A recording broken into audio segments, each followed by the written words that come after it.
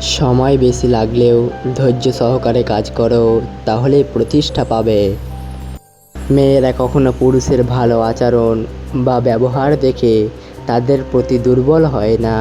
মেয়েরা দুর্বল হয় শুধুমাত্র পুরুষের অভিনয় দেখে।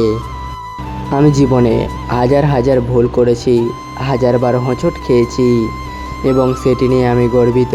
প্রত্যেকটি ভুল, প্রত্যেকবার হোঁচট খাওয়া আমাকে গড়ে তুলেছে আরও শক্তিশালী, আরও পরিণত করে।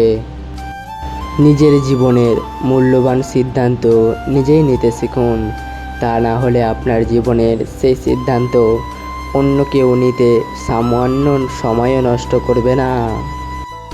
দূর থেকে আমাদের সামনের সকল রাস্তা বন্ধ বলে নজরে আসে, তাই সফলতার রাস্তা আমাদের কাছে তখনই খোলা বলে মনে হয় যখন আমরা সেটার অনেক কাছে পৌঁছে যাব।